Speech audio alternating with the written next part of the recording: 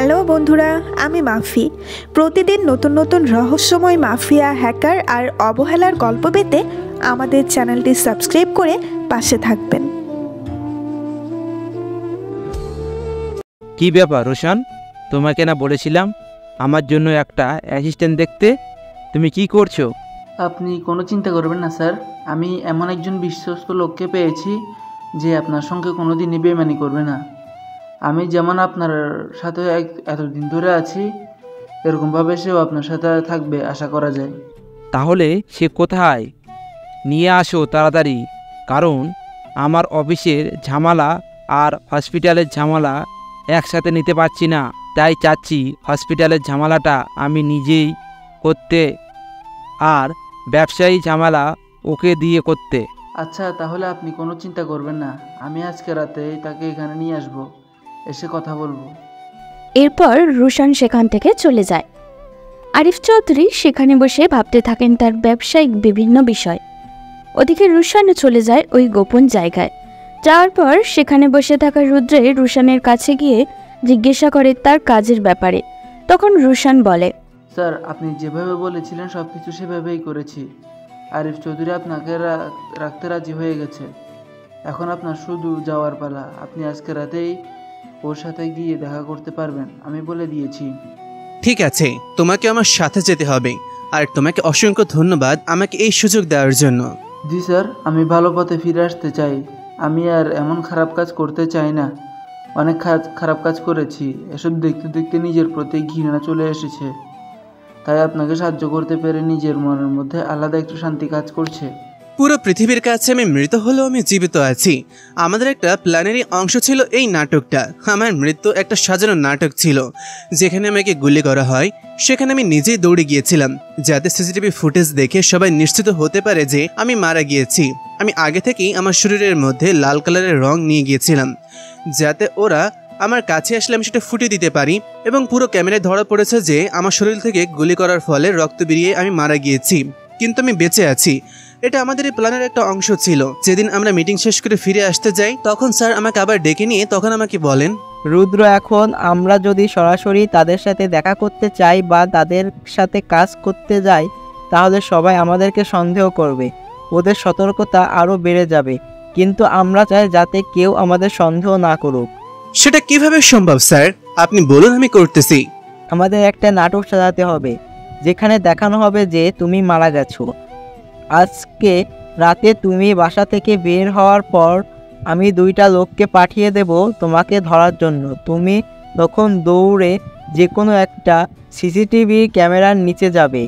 তখন তারা তোমাকে ফাঁকা গুলি করবে, আর তুমি আগ থেকেই তোমার শরীরের মধ্যে লাল রং নিয়ে যেও। এরপর তারা তোমাকে ফাঁকা গুলি করলেই তুমি সেই লাল রঙের বোতলগুলো ফাটিয়ে দিও। তখন তোমার পুরো শরীর লাল রঙে ভরে যাবে আর সবাই ভাববে তুমি মারা গেছো। ঠিক আছে? ওকে স্যার, আপনি কোনো চিন্তা করবেন না, আমি সব ব্যবস্থা করে নিব। আপনি লোকগুলোকে সময় মতন পাঠিয়ে দিবেন। আচ্ছা, ঠিক আছে। তাহলে তোমার সাথে আমার এই শেষ দেখা। না জানি আর কোনোদিন দেখা হবে। তুমি চলে যাও। আশা করা যায় আমরা মিশনটা সাকসেসফুল করতে পারবো। এটা আমাদের জন্য অনেক বড় একটা কাজ। জি স্যার, আমি আমার সর্বোচ্চ চেষ্টা করব।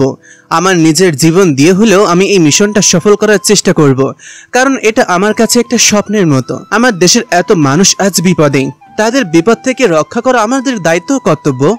আমি তখন স্যারের থেকে বিদায় নিয়ে নিজের বাসায় চলে যাই। এরপরে যত ঘটনা হয়ে গেছে তা তো আপনারা জানেনই। এখন আমাকে চলে যেতে হবে, আজকে রাতেই ওদের সাথে দেখা করতে হবে। আরিফ চৌধুরীর কাছে গিয়ে তার অ্যাসিস্ট্যান্ট সেজে থাকতে হবে। আমি তখন চলে গেলাম রাতের বেলা রোশনকে নিয়ে আরিফ চৌধুরীর কাছে। রোশনকে আমি পেয়েছি আগেই। রোশনকে আমি যখন ধরেছিলাম তখন রোশন আমার কাছে আত্মসমর্পণ করে। সে বলে সেই পথ থেকে ফিরে আসতে চাই, সেজন্য আমি তাকে কাজে লাগাই। আমি যখন ডাক্তার আরিফ চৌধুরীর বাসায় গেলাম তখন তার বাড়ি দেখে আমি আশ্চর্য হয়ে গেলাম। এত বড় বাড়ি আর এত টাকা খরচ করে এই বাড়ির পেছনে। আমি তখন ভেতরে ঢুকলাম। রাত তখন 8টা বাজে। বাড়ির ভেতরে ঢুকতেই রোশন চলে গেল আরিফ চৌধুরীকে ডাকতে। আরিফ চৌধুরী আমার সামনে আসলে আমি তার দিকে ভয়ঙ্কর এক দৃষ্টি নিয়ে তাকালাম। আমার মনে হচ্ছিল এখনই তাকে এইখানেই খুন করে দিই, কিন্তু এখন আমি নিশ্চিত নই যে সে এই কাজ করেছে কিনা। তখন রোশন আরিফ চৌধুরীকে বলল, স্যার, এই হচ্ছে সেই ছেলে যাকে আমি নিয়ে এসেছি। আপনি চাইলে আপনার অ্যাসিস্ট্যান্ট বানিয়ে রাখতে পারেন। ছেলেটা শিক্ষিত এবং ভালো। তখন আরিফ চৌধুরী রুদ্রের দিকে এগিয়ে আসে। রুদ্র তখন সেখানে ফ্রিজ হয়ে দাঁড়িয়ে আছে। আরিফ চৌধুরী তখন রুদ্রের কাছে এসে চারদিকটা লক্ষ্য করে আস্তে আস্তে বলেন, আমার সাথে কাজ করতে হলে সবার প্রথমে যেটা প্রয়োজন সেটা হলো বিশ্বাস। তুমি আমার বিশ্বস্ত হতে হবে, না হলে কোনো কাজ করতে পারবে না। আমার এত টাকা ব্যবসা আমি তোমার হাতে তুলে দেব, তোমার যোগ্যতার একটা প্রমাণ দিতে হবে। জি স্যার, আমাকে বলুন, আমি সব সমস্যার জন্য প্রস্তুত আছি। আপনি আমাকে যেভাবে পরীক্ষা করতে চান সেভাবেই বলেন, আমি প্রস্তুত আছি। আমি চেষ্টা করব আপনার বিশ্বস্ত হয়ে ওঠার। আমি কিভাবে পরীক্ষা নেব সেটা আমার বিষয়, তবে তুমি জেনে রাখো সব সময় আমার লোক তোমার উপর নজর রাখবে। তাই যে কাজ করতে যাবে খুব সাবধানে করবে। আর আস্তে আস্তে যদি তুমি আমার বিশ্বাস হয়ে ওঠো তাহলে তোমার জন্য অনেক বড় একটা সুখবর থাকবে। আপনি বলেছেন এটাই আমার জন্য অনেক। আমি চেষ্টা করব আপনার সবচেয়ে বিশ্বস্ত লোক হয়ে ওঠার। তখন আরিফ চৌধুরী কিছুটা মুচকি হাসলেন। এরপর রুশান সেখান থেকে চলে গেল। রুদ্র এখানে সেখানে দাঁড়িয়ে আছে। তখন আরিফ চৌধুরী বললেন, আজকে থেকে তুমি আমার বাড়িতে থাকবে। আমার বাড়িতে আমার স্ত্রী, আমার মেয়ে ছাড়া আর কেউ থাকে না। আমার কিছু গার্ড ওখানে থাকে, তাই তুমি ওই বাড়িতে আজ থেকে থাকবে। ওকে স্যার, আপনি কোনো চিন্তা করবেন না, আমার কোনো অসুবিধা নেই। আমি আজকে থেকেই সকল কাজ করতে চাই। তখন আরিফ চৌধুরী গিয়ে রুদ্রকে একটা রুম দেখিয়ে দেন। রুদ্র তার রুমের ভিতরটায় যায়। এরপর আরিফ চৌধুরী সেখান থেকে চলে গেলেই রুদ্র পুরো রুমটা খুঁজে দেখতে শুরু করে, কারণ এই রুমের ভিতরে হয়তো আরিফ চৌধুরী কোনো ক্যামেরা লাগিয়ে দিয়েছে তাকে ফলো করার জন্য। কিন্তু সে যদি ক্যামেরার নিচে থাকে তাহলে সে তার অফিসে কল করতে পারবে না। তাই সে পুরো রুমটা চেক করে কোথাও কিছু নেই। এরপর সে আস্তে আস্তে পুরো বাড়িটা একবার নজর বোলায়। কত বড় বাড়ি, কত টাকাই না খরচ করে এই বাড়িটা বানানো হয়েছে। এই টাকাগুলো মানুষকে ঠকিয়ে আনা হয়েছে। মানুষের রক্তের দামে এই বাড়িটা বানানো হয়েছে। এটা ভাবতেই রুদ্রের ভিতরটা কেমন গুলিয়ে আসছিল। কোনো মতেই প্রথম রাতটা কাটায়। পরের দিন সকালে ওঠার পর একটি গার্ড এসে তাকে জানায় ব্রেকফাস্টের জন্য নিচে যেতে হবে। তখন সে ব্রেকফাস্ট টেবিলে যায়। গিয়ে সেই মেয়েটাকে দেখে রুদ্র কিছুটা স্তব্ধ হয়ে যায়। এই মেয়েটা এখানে কি করে আসলো? তখন মেয়েটা রুদ্রের দিকে তাকাতেই ভয়ঙ্করভাবে চিৎকার দিয়ে উঠল, ভাবি, এই ছেলেটা এখানে কেন? আরিফ সাহেব তখন কিছুতেই বুঝতে পারল না। রুদ্র ভয় পেয়ে গেল। তার মানে এই হচ্ছে আরিফ চৌধুরীর মেয়ে। রুদ্র এই মেয়ের সাথে অনেক খারাপ ব্যবহার করেছে। এখন যদি তাকে এখান থেকে বের করে দেয়, তখন আরিফ চৌধুরী তার মেয়ের দিকে তাকিয়ে জিজ্ঞাসা করলেন, কি ব্যাপার মামনি, তুমি এভাবে হঠাৎ চিৎকার করে উঠলে কেন? ওকে কি তুমি আগ থেকে চেনো? ওকে আজকে থেকে আমি কাজে রেখেছি। ও আমার অ্যাসিস্ট্যান্ট হিসেবে এই বাড়িতে থাকবে আর আমার অফিস আর সব কিছু দেখাশোনা করবে। মানে বাপি, তুমি কি বলছো? এই হচ্ছে সেই ছেলে যে আমাকে মারার হুমকি দিয়েছিল। আমি ওকে ছাড়বো না বাপি, আমি ওকে এখানে ফোন করে ফেলবো। তুমি ওকে কাজে রাখলে কিভাবে? আমি তখন বুঝতে পারলাম ব্যাপারটা অন্যদিকে চলে যাচ্ছে। আরিফ চৌধুরী হয়তো রেগে যেতে পারেন। আমি তখন তার দিকে তাকিয়ে বললাম, সরি ম্যাডাম, আমি আসলে বুঝতে পারিনি, আমার ভুল হয়ে গেছে। আমি সেদিন অনেক তাড়াহুড়ার মধ্যে ছিলাম, হঠাৎ করে আপনার সাথে ধাক্কা লেগে গিয়েছিল, সেই জন্য একটু মাথা গরম হয়ে গিয়েছিল। আর সেদিন আপনি আমাকে পেছন থেকে মারলেন, এই জন্য অনেক ব্যথা পেয়েছি, তাই আমার রাগ উঠে গিয়েছিল, তাই এরকম কথা বলেছি। আজকে থেকে কথা দিচ্ছি আর কোনোদিন এরকম কোনো কিছুই করব না। না, তোকে আমি ছাড়বো না। তুই এই রিহা চৌধুরীর গায়ে হাত তুলেছিস, তোকে এমন অবস্থা করব যে তুই আর কোনোদিন এই বাড়ি থেকে বের হতে পারবি না। ভাবি, তুমি ওকে কেন কাজে রাখলে? ওকে আমি মেরেই ফেলবো। মামনি, শান্ত হও, পাগলের মতন কাজ করো না। আজকে থেকে আমার অ্যাসিস্ট্যান্ট, তাই তুমি ওর সাথে কিছু করো না। আরও সরি বলো, ওকে ক্ষমা করে দাও। মানুষকে শেষ একটা সুযোগ দেওয়া দরকার। ওকে এটা সুযোগ দাও তুমি। কিন্তু বাপি, রিহা, আমি ওকে কাজে রেখেছি, তাই ওকে কাজের ব্যাপারে সব কথা বুঝিয়ে দেব। আমার দরকারি কাজ আছে, এখন চুপচাপ ব্রেকফাস্ট করো। আমি ওকে নিয়ে অফিসে যাব, তাই ওর সাথে আর কোনো ঝামেলা করো না। ও আজকে থেকে এই বাড়িতে থাকবে। এরপর আরিফ চৌধুরী ব্রেকফাস্ট করে রুদ্রকে নিয়ে বেরিয়ে পড়েন গাড়িতে করে। তখন গাড়িতে বসেই আরিফ চৌধুরী রুদ্রের দিকে তাকিয়ে বলেন, দেখো রুদ্র, রিয়া হচ্ছে আমার একমাত্র মেয়ে। ওকে আদর দিয়ে অনেক বড় করেছি, তাই তুমি ওর সাথে খারাপ ব্যবহার করছো এটা শোনার পর আমি তোমাকে মেরে ফেলতাম, কিন্তু তুমি আজকে থেকে আমার সাথে কাজে জয়েন করেছো তাই তোমাকে কিছু বললাম না। কিন্তু আরেকদিন বলে দিচ্ছি, এরকম কোনো কাজ করলে কিন্তু তোমাকে ছেড়ে দেব না। আমার মেয়ের ব্যাপারে আমি কাউকে 1 ইঞ্চি ছাড় দেই না।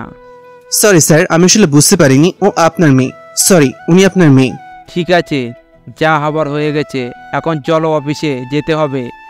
অফিসে গিয়ে তাড়াতাড়ি সব কিছু তোমাকে বুঝিয়ে দিয়ে আমাকে আবার আর একটা কাজে বের হতে হবে। আমাকে হসপিটালে যেতে হবে, ওখানে কত রোগী অপেক্ষা করছে। তখন আমি আর আরিফ চৌধুরী একসাথে তার অফিসে চলে গেলাম। অফিসে যাওয়ার পর আমি আশ্চর্য হয়ে গেলাম, এত বড় একটা অফিসে আমাকে দায়িত্ব দেওয়া হবে। অনেক কর্মচারী এখানে আছেন, কিন্তু আমাকে কেন দায়িত্ব দেওয়া হবে? তাও আবার এই অফিসের এত বড় দায়িত্ব আমাকে দেওয়ার কারণ কি? আমার মনে এরকম হাজার প্রশ্ন ঘুরপাক খাচ্ছিল। হয়তো আরিফ চৌধুরী সেটা বুঝতে পেরেছেন। তখন তিনি আমার দিকে তাকিয়ে বললেন, তুমি হয়তো ভাবতে পারো যে আমার অফিসে এত কর্মী, এত ম্যানেজার থাকতে আমি কেন তোমাকে দায়িত্ব দিচ্ছি। আসলে আমার অফিসে যতজন কর্মচারী আছে কাউকে আমি বিশ্বাস করি না। আমার এমন একজন মানুষ দরকার যে আমাকে বিশ্বাস করবে এবং আমি তাকে বিশ্বাস করতে পারবো। আশা করা যায় তুমি বিশ্বাসের সাথে কাজ করবে। আপনি কোনো চিন্তা করবেন না স্যার, আমি আমার সর্বোচ্চ চেষ্টা করব আপনার বিশ্বাস অর্জন করার। আমি কখনো আপনার সাথে বেইমানি করব না। ওকে, তাহলে তুমি এই অফিসের সব কিছু দেখে নাও। এই অফিসে পুরো 3 জন ম্যানেজার আছে, সাথে 62 জন কর্মচারী আছে। সবার কন্ট্রোল আজ থেকে তোমাকে দিলাম। আমি মাঝে মাঝে এসে সব কিছু খবর নিয়ে যাব। আমার ম্যানেজারকে তুমি বলে দেবে, উনি সব কিছু তোমাকে বুঝিয়ে দেবেন। ওকে স্যার, আপনি নিশ্চিন্তে যেতে পারেন। আমি ম্যানেজার সাহেবের সাথে কথা বলে সবকিছু বুঝে নেব। আপনি এখন নিশ্চিন্তে যান, আমি এই দিকটা দেখে নিচ্ছি। তখন আরিফ চৌধুরী অফিস ছেড়ে চলে গেল। আমি তখন ম্যানেজারের সাথে গিয়ে দেখা করলাম। এখন আমাকে পুরো অফিসটা ঘুরে দেখতে হবে। এই অফিসে কিসের ব্যবসা করা হয় সেটাই আমি জানি না। নিজেকে কেমন যেন মাথা মোটা মনে হচ্ছিল। চলে এসেছে ব্যবসা করতে, কিন্তু কিসের ব্যবসা করব সেটাই জানি না। আমি তখন ম্যানেজার সাহেবের কাছে গিয়ে বললাম, আচ্ছা ম্যানেজার সাহেব, এখানে কিসের ব্যবসা করা হয়? আমি তো কিছুই বুঝতে পারছি না। আমি তো এই অফিসের দায়িত্বে এসেছি, এখন থেকে আমি সবকিছু কন্ট্রোল করব। তাই কিসের ব্যবসা হয় সেটা যদি আমাকে একটু বলতেন। দেখেন, এখানে বিভিন্ন প্রকার কেমিক্যাল বানানো হয়। এইসব কেমিক্যাল পরে বিদেশে সাপ্লাই দেওয়া হয়। তাই যা করবেন খুব সাবধানে করবেন, কারণ এখানে সবাই খুব উচ্চ পদস্থ কর্মকর্তা। আচ্ছা ঠিক আছে, আমি চেষ্টা করব সবার বিশ্বাস অর্জন করে ভালোভাবে কাজ করার। এখন আপনি আমার সাথে চলুন। এই অফিসটা আমি একটু ঘুরে দেখতে চাই। এই অফিসের সবকিছু আমি একবার দেখতে চাই। অফিসের সকল কর্মচারীকে ডাকুন, সবার সাথেই আমি একটু কথা বলতে চাই। ঠিক আছে, আপনি আসুন, আমি সবাইকে ডেকে নিয়ে আসছি। আর এই অফিসে সব কিছু আপনাকে বুঝিয়ে দিচ্ছি। স্যার আপনাকে বিশ্বাস করে রেখেছেন, আপনি তার বিশ্বাসের মর্যাদা দিবেন। আমি তখন আর কিছু বললাম না। এরপর তার সাথে পুরো অফিসটা ঘুরে দেখলাম। তার অফিসে যত কর্মচারী আছে সবার সাথে কথা বলে বুঝতে পারলাম এই ব্যবসার পেছনে তাদের আরো অনেক ব্যবসা আছে। কারণ শুধু কেমিক্যাল ব্যবসায় এত লাভ হওয়া সম্ভব নয়। কারণ অফিসের যে ফাইলগুলো দেখেছি তাতে কোটি কোটি টাকা লাভ হয়েছে। বাংলাদেশে কেমিক্যাল ব্যবসাটা তেমন একটা বাজার ভালো নয়, কারণ অধিকাংশ ওষুধ বিদেশ থেকে আমদানি করা হয়। তাই কেমিক্যাল ব্যবসা করে এত বড় একটা বিজনেস দাঁড় করানো খুবই কঠিন। ওদিকে রুদ্রের এমন অনাকাঙ্ক্ষিত মৃত্যুতে পুরো গণমাধ্যমে পাগল হয়ে গিয়েছিল। রাজীব চৌধুরী তখন নিজের অফিসে বসেছিলেন। একটু পর রিয়াও চলে আসলো অফিসে। তখন রাজীব চৌধুরী বললেন, দেখো, রুদ্রকে আমরা পাঠিয়ে দিয়েছি আরিফ চৌধুরীর ওখানে। এখন যা করতে হবে আমাদের দুজনকেই করতে হবে। তুমি সবসময় প্রস্তুত থাকবে যে কোনো পরিস্থিতিতে মোকাবেলা করার জন্য, কারণ অফিসে এখন দায়িত্বশীল হিসেবে আমরা দুজনই আছি। ওকে স্যার, আপনি কোনো চিন্তা করবেন না, আমি প্রস্তুত আছি। আশা করি রুদ্র যেখানে গেছে সেখান থেকে ভালোভাবে ইনফরমেশন নিয়ে আসতে পারবে। খুব তাড়াতাড়ি আমরা এই মিশনটা সাকসেসফুল করতে পারবো। ওদিকে আমি প্রথম দিন অফিসে কোনো মতে সবকিছু দেখে বাড়ি চলে আসলাম। বাড়িতে আসতে গেলাম, এখনো আরিফ চৌধুরী বাসে ফেরেনি। তখন আমি আমার রুমে যাওয়ার জন্য পা বাড়াচ্ছিলাম, তখন হঠাৎ করে রিহা আমার সামনে এসে বলল, তখন বাবার সামনে কিছু বলতে পারিনি, কিন্তু শুনে রাখ, যদি আমার বাড়িতে কোনো ঝামেলা করার চেষ্টা করিস তাহলে কিন্তু খুন করে ফেলবো। আমি তোকে কখনোই ক্ষমা করতে পারবো না। এই রিহার গায়ে যে হাত তোলে তার কোনো ক্ষমা নেই। দেখুন ম্যাডাম, আমি আপনার কাছে ক্ষমা চেয়েছি। আমি এসব নিয়ে ঝামেলা করতে চাই না। যা হওয়ার হয়ে গেছে, এখন চাইলেও ওইসব আর ফিরিয়ে আনা সম্ভব না। কেন সম্ভব না? আমি তোকে মেরে ফেলবো। বাবার কারণে কিছু করতে পারছি না বলে ভাবিস না যে আমি তোকে ছেড়ে দিব? আমি যখনই সুযোগ পাবো তখনই তোকে একদম শেষ করে দিব। আমি তখন আর তার সাথে কোনো কথা বললাম না, নিজের রুমে ঢুকে গেলাম। কারণ এখন তার সাথে থাকলেই বিভিন্ন রকমের কথা বলবে, তখন হঠাৎ করে আমার মাথায় রাগ উঠে যাবে। আমার রাগটা একটু বেশি, হঠাৎ করে কেন জানি রাগ উঠে যায়, বুঝতে পারি না। আমি তখন আমার রুমে বসে আছি, আরিফ চৌধুরী এখনো আসেনি, তাই পুরো বাড়িটা একটু দেখব। একটু পর রুম থেকে বের হলাম। আরিফ চৌধুরীর স্ত্রী আমার সামনে এসে বললেন, তোমাদের লজ্জা করাটা, একজনের পর একজন আসো, এসে বাড়িতে থাকো আর এরকম খারাপ কাজের সাথে জড়িত থাকো। তোমাদের কি বাড়িতে মা বোন নেই? এসব কি বলছেন আপনি? আমরা কেন কোনো খারাপ কাজের সাথে জড়িত থাকবো? আমি তো এখানে ওনার অ্যাসিস্ট্যান্ট হিসেবে এসেছি, ওনার অফিসের সব দায়ভার সামলানোর জন্য। কিসের অফিস? এরকম জঘন্য অফিস আমার জীবনে আমি একটাও দেখিনি। আমি অনেকবার আমার স্বামীকে বোঝানোর চেষ্টা করেছি। যতদিন চাকরির জন্য এখানে এসেছে সবাইকে আমি বুঝিয়েছি একটা কথাই, যে নিজের বাসায় ফিরে যাও, এখানে থাকার চেয়ে মরে যাওয়া ভালো। আমি তখন বুঝতে পারলাম সে এইসব বিষয় মানতে পারছে না। তার স্বামী হয়তো কোনো খারাপ কাজের সাথে জড়িত, সেজন্য তিনি এরকমের কথা বলতেছেন। কিন্তু কি খারাপ কাজের সাথে জড়িত সেটা আমি তার মুখ থেকে শুনতে চাই। আমি তখন তাকে বললাম, ম্যাডাম আপনি কি বলছেন আমি কিছুই বুঝতে পারছি না। আমি তো মনে করেছিলাম এখানে ভালো কাজের জন্য এসেছি, আমি চাকরি করব এখানে। এখানে খারাপের কি আছে আপনি আমাকে একটু খুলে বলুন তো। এখানে যদি সত্যি কোনো খারাপ কাজ থাকে তাহলে আমি এখান থেকে চলে যাব। তখন তিনি কিছু বলতে যাবেন, হঠাৎ করে রিহা তার মায়ের দিকে তাকিয়ে বলল, মা তুমি কি পাগল হয়েছ? তুমি এই ছোট লোকের বাচ্চাটার সাথে দাঁড়িয়ে কথা বলছো? ও আমার সাথে খারাপ ব্যবহার করেছে, তুমি আর বাপি ওকে ক্ষমা করে দিলে কিভাবে? অন্য কেউ হলে হয়তো বাপি মেরে ফেলতো, কিন্তু এই ছেলেটা কি জাদু করেছে ওকে? কিছুই তো করছো না তোমরা। রিহা ভদ্রভাবে কথা বলো, কালকেও আমাদের বাসায় এসেছে, আজকের ভেতরে তুমি ওর সাথে এরকম করে ব্যবহার করছো। ও কি তোমার থেকে বয়সে ছোট নাকি বড়দের সম্মান দিয়ে কথা বলতে হয়? এটা কি তোমাকে আবার নতুন করে শেখাতে হবে? কি বলছো মামুনি? আমি এই ছোট লোকের বাচ্চাটাকে সম্মান দিয়ে কথা বলবো? ওর কি যোগ্যতা আছে আমার সামনে দাঁড়ানোর? আমি রিহা চৌধুরী, আরিফ চৌধুরীর একমাত্র মেয়ে, আমি ওকে সম্মান দিয়ে কথা বলবো ওর মতো একটা চাকরকে? তখন তিনি সেখান থেকে চলে গেলেন। আমার মাথা নষ্ট হয়ে গেল, এই মেয়ে আমাকে কোনো দিনই শান্তিতে থাকতে দিবে না। আমি তখন তার দিকে তাকিয়ে বললাম, ম্যাডাম আপনার কাছে আমি অনেকবার ক্ষমা চেয়েছি, আপনি আমাকে ক্ষমা করুন, আমি ভুল করে ফেলেছি, সেটা আমি বলে দিয়েছি। এরপরও কেন আপনি বারবার এরকম করছেন? তো সাহস কি করে হলো আমার দিকে রাগে চোখে তাকিয়ে কথা বলার? আমি কিন্তু আজ বাপি আসলে বলে দিব তোকে বাড়ি থেকে বের করে দিতে। তোকে চাকরিতে রাখবে না, অন্য একজনকে আমার এখানে নিয়ে আসবো, কিন্তু তোকে আমার চোখের সামনে আমি দেখতে চাই না। আমি তখন সেখানে আর কোনো কথা বললাম না। মেয়েটা আমাকে জ্বালিয়ে শেষ করে দিবে। আমি চলে আসলাম। এখন আমাকে আমার বসকে কল দিতে হবে, কারণ এই বিষয়টা বসকে জানাতে হবে। তখন রাজীব চৌধুরীকে কল দিলাম। রাজীব চৌধুরী তখন নিজের অফিসের মধ্যে বসেছিলেন। হঠাৎ করে রুদ্রর কল দেখে তিনি তাড়াতাড়ি করে কল রিসিভ করে উৎসাহ নিয়ে বলেন, কি ব্যাপার রুদ্র, তুমি কল করলে এই সময় কোনো দরকার? স্যার আমি একটা বিষয় খেয়াল করেছি এখানে আসার পর থেকে, আরিফ চৌধুরীর স্ত্রী এসব বিষয় একদম পছন্দ করেন না। তিনি আমাকে আজকে বলতে চেয়েছিলেন, কিন্তু তার মেয়েটা তাকে বলতে দেয়নি। তিনি তার স্বামীর কোনো একটা খারাপ কাজের বিষয়ে ভালো করেই জানেন এবং সেই বিষয়ে আমাদেরকে সতর্ক করতে চেয়েছিলেন। তাহলে তো এটা আমাদের জন্য খুব ভালো একটা বিষয়।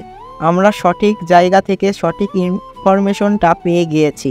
তাই তুমি ওনার পিছনে লেগে থাকো, ওনার কাছ থেকে যে করেই হোক সত্যিটা জানো। চিন্তা করবেন না স্যার, আমি ওনার সাথে কথা বলবো, যে করেই হোক। ওনার কাছ থেকে আমি সব ইনফরমেশন নিয়ে আপনার কাছে পাঠিয়ে দিব, আপনি শুধু প্রস্তুত থাকবেন। ফোন রেখে রুদ্র চারিদিক তাকাতেই থাকে, কারণ এই বাড়ির সব কিছুই তাকে ভালো করে জানতে হবে, কারণ বাড়িতে তার জন্য যে কোনো সমস্যা এসে পড়তে পারে। সেই জন্য বাড়ির সব কিছু জেনে রাখা তার জন্য খুবই জরুরি। রাতের মধ্যে আরিফ চৌধুরী ফিরে আসেন আরিফ চৌধুরী এসে রুদ্রর সাথে দেখা করেন। তখন রুদ্র বলে, স্যার, আমি আজকে অফিসে সবকিছু দেখে নিয়েছি। কালকে থেকে আমাদের কাজ করা শুরু হবে। আশা করা যায় আমি ভালোভাবে এই কাজটা কমপ্লিট করতে পারবো। ম্যানেজার সাহেব অনেক ভালো, তিনি আমাকে অনেক সাহায্য করেছেন। ঠিক আছে, সাবধানে কাজ করবে যাতে কোনো সমস্যা না হয়, আর যে কোনো সমস্যা হলে আমাকে জানাবে। আমি কিছুদিন ব্যস্ত থাকব। আমার কিছু বন্ধুবান্ধব আসবে বিদেশ থেকে, তাদের সাথে দেখা করব। তাদের নিয়ে বিভিন্ন ঝামেলা সমাধান করতে হবে, তাই আমি ব্যবসার মনোযোগ দিতে পারবো না। এই সময় তুমি ব্যবসাটা একটু দেখে রাখো। ওকে স্যার, আপনি কোনো চিন্তা করবেন না, আমি ব্যবসার সব দিকে দেখে রাখবো। আপনি নিশ্চিন্তে থাকুন, আপনার বন্ধু বান্ধবের সাথে সময় কাটাতে পারেন। তখন আরিফ চৌধুরী নিজের রুমে চলে গেলেন ফ্রেশ হতে, আর রুদ্র মনে মনে চিন্তা করতে থাকলো। বিদেশ থেকে লোকজন আসবে, তার মানে হয়তো আরিফ চৌধুরীর এমন কোনো বন্ধু আসবে যে এই ব্যবসার সাথে জড়িত। আরিফ চৌধুরী বিদেশে কার কাছে সাপ্লাই করে সেই বিষয়টা এখন আমাদেরকে জানতেই হবে। এরপর রুদ্র আস্তে আস্তে অফিসে যাওয়া শুরু করলো। 2 দিন পর হঠাৎ করে সকালে দেখতে পেল কিছু গাড়ি এসে বাড়ির সামনে দাঁড়াচ্ছে। তখন রুদ্র অফিসে যাওয়ার জন্য বের হয়েছিল, কিন্তু গাড়িগুলো দেখে সে ভাবলো কিছু জানা দরকার। তখন সে আবার বাড়ির ভিতরে এসে এমনি রুমের মধ্যে নাড়াচাড়া করতে শুরু করলো। তখন গাড়ি থেকে মিস্টার রিক বেরিয়ে আসলো। এসে আরিফ চৌধুরীর সাথে হাত মিলিয়ে বললেন, কি ব্যাপার ডক্টর, কেমন আছো? আর তোমার কাজের খবর কি? চলে আসলাম তোমার দেশে তোমার কাজ দেখার জন্য। দেখি তুমি কতটুকু করতে পেরেছো। আপনি আমার দেশে এসেছেন, তাই আমি অনেক খুশি হয়েছি। আপনাকে আমি সব বিষয় দেখাবো, আপনি কোনো চিন্তা করবেন না। আমার কাজের সব আপনাকে দেখিয়ে দিব। ঠিক আছে, তাহলে আমরা বিকাল থেকেই শুরু করব। এখন আপাতত আমি একটু বিশ্রাম নিতে চাই। অনেক দূর থেকে এসেছি, সাথে তোমার এই এলাকায় আসতে গাড়ি দিয়ে আসতে হয়। আমি প্রাইভেট জেট ছাড়া আবার চলাচল করি না। তখন আরিফ চৌধুরী রিককে নিয়ে চলে গেল একটি রুমে। সেখানে গিয়ে তাকে বিশ্রামের জন্য রেখে দিয়ে তাড়াতাড়ি করে নিচে চলে আসলেন। এসে তার স্ত্রীর সামনে দাঁড়িয়ে বললেন, নাজমা, তাড়াতাড়ি তুমি ভালো ভালো খাবার দাবারের ব্যবস্থা করো। এ হচ্ছে বিদেশের অনেক বড় একটা ডাক্তার, সাথে অনেক বড় একজন ব্যবসায়ী আমাদের দেশে এসেছে আমার সাথে দেখা করার জন্য। তুমি তাড়াতাড়ি তাদের জন্য খাবারের ব্যবস্থা করো। তখন নাজমা চৌধুরী রেগে গিয়ে আরিফ চৌধুরীর দিকে তাকিয়ে বললেন, তোমার কি মনে হয় তোমার এসব খারাপ কাজের সাথে আমিও নিজের হাত মিলাবো? আমি কোনোদিনও তোমার ওই বন্ধুর জন্য খাবার রান্না করতে পারবো না, কারণ ওই তোমার বন্ধু মনে হয় তোমার মতো কাজ করে, মানুষের জীবন নিয়ে খেলা করে। তোমরা ডাক্তার নামের কলঙ্ক। নিজের নামের আগে ডাক্তার ব্যবহার করার আগে তোমরা 100 বার ভাববে। নাজমা, তুমি কিন্তু অনেকবার বেড়ে গেছো। বাড়িতে আরও একটা ছেলে আছে, নতুন কাজে জয়েন করেছে। এসব শুনলে কি মনে করবে? চুপচাপ তুমি রান্না করতে যাও। আমি যখন একবার বলে দিয়েছি যে আমি রান্না করব না, এখন যদি তুমি আমাকে মেরে ফেলো, এরপরেও আমি রান্না করব না। তুমি কাজের মেয়েদের দিয়ে রান্না করো তোমার বন্ধুর জন্য, কিন্তু আমি তোমার বন্ধুর জন্য রান্না করতে পারবো না, কারণ তোমাদের ওই হাত দিয়ে মানুষকে খুন করো, আর ওই হাত দিয়ে আমার বানানো খাবার খাবে। ইচ্ছি আমি ওই মানুষগুলোর জন্য রান্না করব না। আরিফ চৌধুরী তখন রেগে চলে গেলেন, গিয়ে কাজের মেয়েকে রান্নার কথা বললেন। উপর থেকে রুদ্র দরজার সামনে দাঁড়িয়ে কথাগুলো শুনছিল। তার মানে তাদের সন্দেহই ঠিক, কিন্তু এখন পুরোপুরি শিওর হওয়ার জন্য নাজমা চৌধুরীর সাথে আলাদাভাবে কথা বলতে হবে। কিন্তু নাজমা চৌধুরী তার সাথে কি আলাদাভাবে কথা বলবেন? রুদ্র তখন অনেক চিন্তায় পড়ে গেল, কিন্তু এখন এখানে বসে থাকলে আরিফ চৌধুরী তাকে সন্দেহ করতে পারে। সেই জন্য সে অফিসে চলে গেল। অফিসে যাওয়ার পর দেখলো ম্যানেজার সাহেব তাড়াতাড়ি করে কিছু একটা লুকোচ্ছে। তখন রুদ্র দৌড়ে সেখানে গিয়ে জিজ্ঞাসা করলো, কি ব্যাপার ম্যানেজার সাহেব, আপনি আমাকে দেখে এত তাড়াতাড়ি করে কি লুকাচ্ছেন? এই বক্সের ভিতরে কি আছে? না না না মানে তেমন কিছু না, ওখানে কিছু ওষুধ আছে, ওগুলো এখন সাপ্লাই দিতে হবে। আমরা ট্র্যাক লোড করছিলাম, সেজন্য। আপনাকে দেখে কেন লুকাবো? না, আমি স্পষ্ট দেখতে পেয়েছি আপনি আমাকে দেখেই বক্সগুলো লুকিয়ে রেখেছিলেন। এই বক্সের ভিতরে কি আছে আমাকে দেখতেই হবে। যখন এই বক্সগুলো খোলার অর্ডার আমার কাছে নেই, এই বক্সের ভিতর কী আছে সেটা আমরা কীভাবে জানবো? এই বক্সগুলো শুধুমাত্র আরিফ চৌধুরী খুলতে পারে, তাই এই বক্সগুলো হাত দেয়া ধরার চেষ্টা করবেন না। তখন রুদ্র আর কোনো কথা বলল না, নিজের রুমে গিয়ে বসলো। রুমে বসেই তার বস রাজীব চৌধুরীকে কল করলো। রাজীব চৌধুরী কল ধরতেই রুদ্র বলে উঠল, স্যার, আরিফ চৌধুরীর অফিস থেকে কয়েকটা বক্স ট্রাকে করে কোথায় যেন নিয়ে যাচ্ছে। এই বক্সগুলো খোলার অর্ডার শুধুমাত্র আরিফ চৌধুরীর কাছে আছে, আর কারো কাছেই নেই। তাই বক্সগুলো যে করেই হোক আমাদেরকে আটকাতে হবে। এই বক্সের ভেতর আমি সন্দেহ করছি মানুষের অঙ্গ প্রত্যঙ্গ, এগুলোকে আটকাতেই হবে। কি বলছো তুমি? তোমার ইনফরমেশন যদি সঠিক হয় তাহলে আমি রিয়াকে আর অফিসারদেরকে নিয়ে এক্ষুনি রেডি হয়ে চলে যাচ্ছি। এক কাজ করো, তুমি অফিসের সব দিকটা খেয়াল রেখো আর আমরা এদিকটা দেখছি। স্যার, এর চেয়ে বড় সংবাদ হচ্ছে আজকে বিদেশ থেকে একটা লোক এসেছিল ওদের সাথে দেখা করতে। এখন আরিফ চৌধুরী ওদের বাসায় অবস্থান করছে। সে আরিফ চৌধুরীর সাথে ব্যবসা দেখাশোনা করবে। জানি না কেন এসেছে, তবে এই লোকটা ওইসব কাজের সাথে জড়িত সেটা আমি খুব ভালো করেই বুঝতে পারছি। কারণ সকালে যখন সে এসেছিল তখন আরিফ চৌধুরীর স্ত্রী নাজমা চৌধুরীকে বলেছিলেন খাবার রান্না করার জন্য। তখন নাজমা চৌধুরী অনেক রেগে যান, গিয়ে বলেন ওইসব খুন খারাপির কথা। তাহলে আমাদের সন্দেহ তীর ঠিক জায়গায় আছে, তুমি চালিয়ে যাও। আশা করা যায় আমরা খুব তাড়াতাড়ি আসল অপরাধীর কাছে পৌঁছে যাব। জি স্যার, আমি আমার সর্বোচ্চ চেষ্টা করতেছি। আপনারা এক কাজ করুন, এখনই বেরিয়ে পড়ুন, কারণ ট্র্যাকগুলো একটু পরেই অফিস থেকে বেরিয়ে যাবে। আপনারা একটা নির্জন জায়গায় ট্র্যাকটাকে আটকাবেন। আচ্ছা ঠিক আছে, তুমি কোনো চিন্তা করো না। তুমি ট্র্যাকের লোকেশনটা আমাদেরকে বলে দাও, আমরা চলে যাচ্ছি সেখানে। এরপর ট্র্যাকের নাম্বার, লোকেশন সব কিছু বলে দেয় রুদ্র। তখন রাজীব চৌধুরী রিয়াকে বলল, রিয়া ট্রাকে করে কিছু মালামাল আজ মনে হয় আরিফ চৌধুরী পাচার করতে চাইছে, তাই আমাদের সেগুলো আটকাতে হবে। রুদ্র আমাদেরকে ইনফরমেশন দিয়ে দিয়েছে, এখন তাড়াতাড়ি আরও কিছু অফিসারকে নিয়ে চলো। ওকে স্যার, আমি রেডি আছি। আপনি অফিসারদেরকে নিয়ে আসেন, আপনি বেরিয়ে পড়েন গাড়ি নিয়ে। এরপর তারা সবাই বেরিয়ে পড়ে। ট্রাক বোঝাই করে কয়েকটা বক্স নিয়ে ট্রাক চালানো শুরু করে। তখন রুদ্র সেখানে দাঁড়িয়ে হাসতে থাকে। ম্যানেজার সাহেব তখন রুদ্রের কাছে এসে বললেন, এখানে আপনাকে নিয়োগ দেওয়া হয়েছে ব্যবসা দেখাশোনার জন্য। আপনি ব্যবসা কী নিয়ে হচ্ছে এসব নিয়ে মাথা ঘামাবেন না, কারণ এই দায়িত্ব আপনাকে দেয়া হয়নি। এই দায়িত্বে আমরা আছি। আর আপনি হয়তো জানেন না যে আমাদের স্যার খুবই রাগী একজন মানুষ। ওনার কথা একটু এদিক সেদিক হলে উনি অনেক রেগে যান, তাই সাবধানে কাজ করবেন। আচ্ছা ঠিক আছে, আমার ভুল হয়ে গেছে। আমি পরের বার থেকে চেষ্টা করব এসব জিনিস মানিয়ে নেওয়ার। তাই আমাকে সবকিছু শিখিয়ে দিবেন, আমি নতুন এসেছি তো। তখন ম্যানেজার সাহেব সেখান থেকে চলে যান। রুদ্র তখন অফিস করে বাসায় ফিরে যায়। বাসায় গিয়ে দেখে আরিফ চৌধুরী সেই বিদেশি লোকটাকে নিয়ে কোথায় যেন কাজে গেছে। রিয়া তখন বাড়ি ছিল না। এই সুযোগের ভিতরে সে চাচ্ছে নাজমা চৌধুরীর সাথে কথা বলতে। তখন নাজমা চৌধুরী নিজের রুমেই বসেছিলেন। রুদ্রকে দেখে তিনি উঠে দাঁড়িয়ে জিজ্ঞাসা করেন, কি ব্যাপার, তুমি হঠাৎ করে আমার রুমে কোনো দরকার বলো? আসলে ম্যাডাম, আপনার সাথে আমি কিছু কথা বলতে চাই। আপনার সাথে আমার কালকে কথা হয়েছিল যে বিষয়টা নিয়ে, সেই বিষয়ে কথা বলতে চাচ্ছি। নাজমা চৌধুরী তখন কিছুক্ষণ নিশ্চুপ হয়ে তাকিয়ে থাকলেন রুদ্রের দিকে। তিনি কি বলবেন তখন শেষ গম্ভীর গলায় বলেন, আচ্ছা ঠিক আছে, তুমি ভেতরে এসে বসো, আমি তোমাকে সব কিছু খুলে বলছি। আমি তখন অনেক বেশি খুশি হলাম, কারণ আমি ভাবছিলাম উনি হয়তো রাজি হবেন না, কিন্তু উনি অনেক সহজেই রাজি হয়ে গেলেন। আমি তখন ভেতরে গিয়ে সোফায় বসলাম। উনি আমার সামনে বসলেন। আমি তখন তার দিকে তাকিয়ে বললাম, আপনি কোনো চিন্তা করবেন না, আমি কাউকে বলবো না। আমি শুধু জানতে চাচ্ছি, আসলে আমি কোনো খারাপ কাজ করতে চাই না। যদি আমাকে কোনো খারাপ কাজে ফাঁসিয়ে দেওয়া হয় তাহলে আমি এখান থেকে চলে যেতে চাই, কারণ আমি আমার জীবনে খারাপ কোনো কাজ করিনি। তাই আমি কোনো খারাপ কাজে জড়াতে চাই না। তুমি এখানে এসেছো খারাপ কাজ না করে থাকতে পারবে না, কারণ এই জায়গাটা হচ্ছে একটা খারাপ কাজের ফ্যাক্টরি। এখানে প্রতিদিন মানুষের জীবন নিয়ে খেলা করা হয়।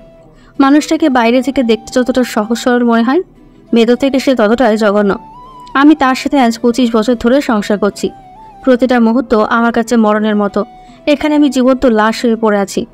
আমি আপনার কথা কিছুই বুঝতে পারছি না, আপনি কি বোঝাতে চাইছেন? নাজমা চৌধুরী তখন আমার কথা শুনে কিছুক্ষণ আমার দিকে তাকিয়ে রইলেন।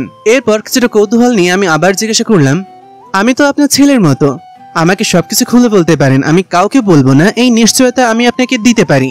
আর স্যারকে তো আর কোনোদিনও বলবো না। আপনি আমাকে সবকিছু খুলে বলেন প্লিজ, আমি সবকিছু জানতে চাই। তখন নাজমা চৌধুরী আমাকে অপেক্ষা করার কথা বলে তিনি চলে গেলেন আলমারির কাছে। সেখানে গিয়ে তিনি কিছু কাগজপত্র বের করে আমার সামনে নিয়ে আসলেন। এনে আমার দিকে তাকিয়ে বললেন, এই ফাইলগুলো তুমি দেখলে হয়তো তোমার মাথা নষ্ট হয়ে যাবে। ফাইলগুলো একবার খুলে দেখো এখানে কি আছে। আমি তখন অনেক উৎসাহ নিয়ে ফাইলটা খুললাম। ফাইল খুলতেই আমার চোখ দিয়ে জল গড়িয়ে পড়ল। এখানে প্রায় 2 মাসের ভেতরে 200টা মানুষের কিডনি আমেরিকাতে সাপ্লাই করা হয়েছে। তাহলে তো 200টা কিডনির জন্য 100 মানুষকে মেরে ফেলা হয়েছে। না জানি আরো কত মানুষকে অঙ্গ প্রত্যঙ্গের জন্য মেরে ফেলা হয়েছে। আমি তখন তার দিকে তাকালাম। তিনি আমার দিকে তাকিয়ে কিছুটা উচ্চস্বরে বলে উঠলেন, এখানে মানুষের অঙ্গ প্রত্যঙ্গ নিয়ে ব্যবসা হয়। এরা মানুষকে চিকিৎসার নামে হসপিটালে ভর্তি করে অপারেশনের নাম করে মানুষের শরীর থেকে বিভিন্ন অঙ্গ প্রত্যঙ্গ খুলে নিয়ে বিক্রি করে দেয়। কতটা ভয়ঙ্কর এরা তুমি হয়তো বুঝতে পারছো এখন কিছুটা। কি বলছেন ম্যাডাম? এটা কিভাবে সম্ভব? আমি তো এখানে এসেছিলাম উনি কেমিক্যালের ব্যবসা করেন, শুধু ওষুধের ব্যবসা করেন সেটা দেখাশোনা করার জন্য। এসব ব্যবসা দেখাশোনা করতে হলে আমি তো এখান থেকে চলে যাব। তুমি চলে যেতে পারবে না রুদ্র, কারণ যে এখানে একবার চলে আসে সে আর ফিরে যেতে পারে না। যে এখানে একবার কাজের জন্য আসে এরপর ফিরে যেতে চাইলেও তাকে মেরে ফেলা হয়। হয়তো তুমি বুঝতে পারছো না, তোমার সাথে অনেক ভালো ব্যবহার করছে, কারণ তোমাকে কিছুদিন যাওয়ার পরেই তারা এসব কাজে লাগাবে। কিন্তু আপনি কেন এর প্রতিবাদ করেন না? তুমি কি ভাবছো বাবা আমি এসবের প্রতিবাদ করি না?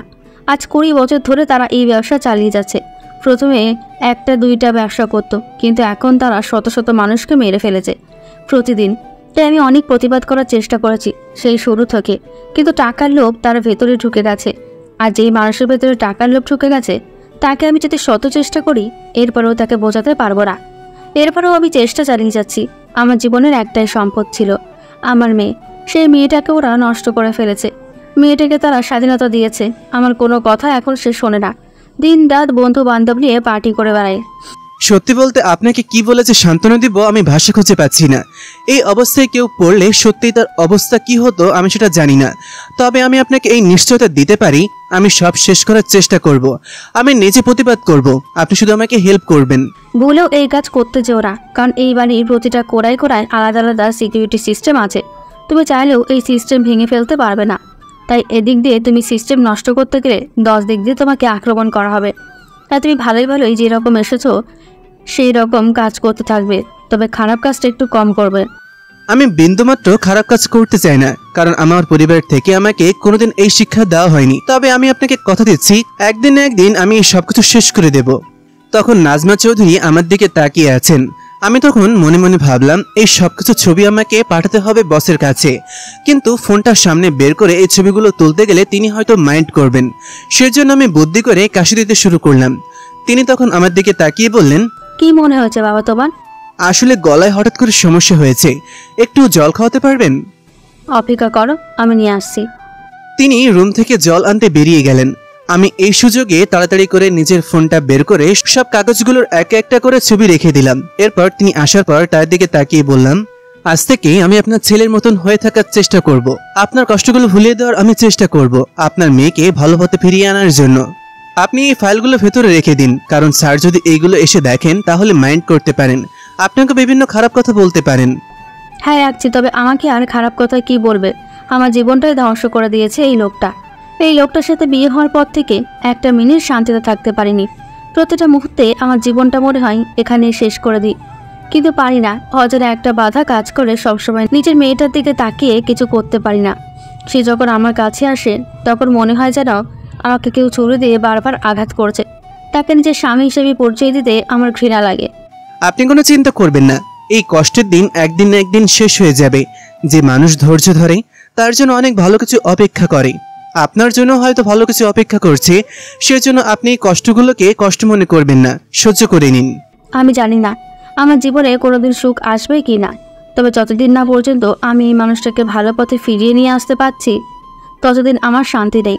যদি সে ভালো পথে ফিরে না আসতে পারে তাহলে তাকে যেন কেউ মেরে ফেলে, আমি সেটাও চাই। আমি অনেক চেষ্টা করেছি তাকে মেরে ফেলার, কিন্তু পারিনি।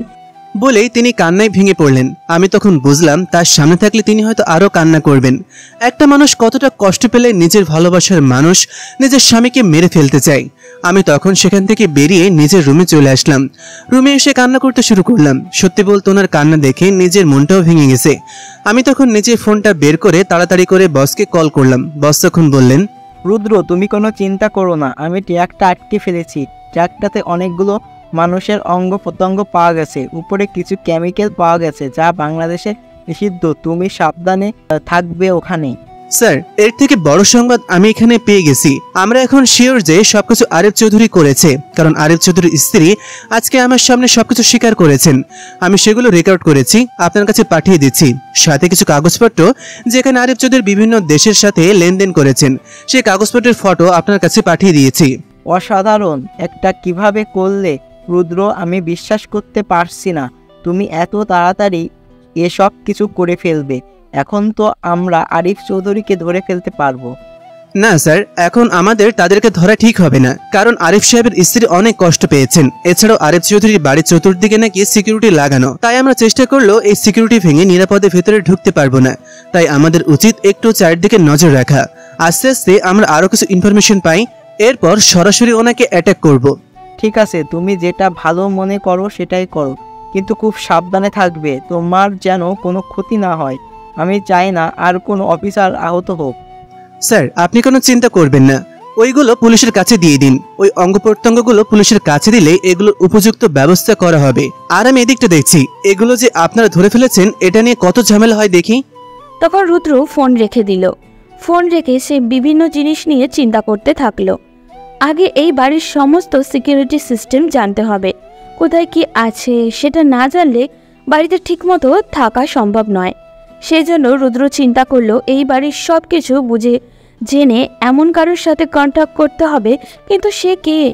তখনই সে জানলা দিয়ে লক্ষ্য করলো গেটের সামনে একজন সিকিউরিটি বসে আছে।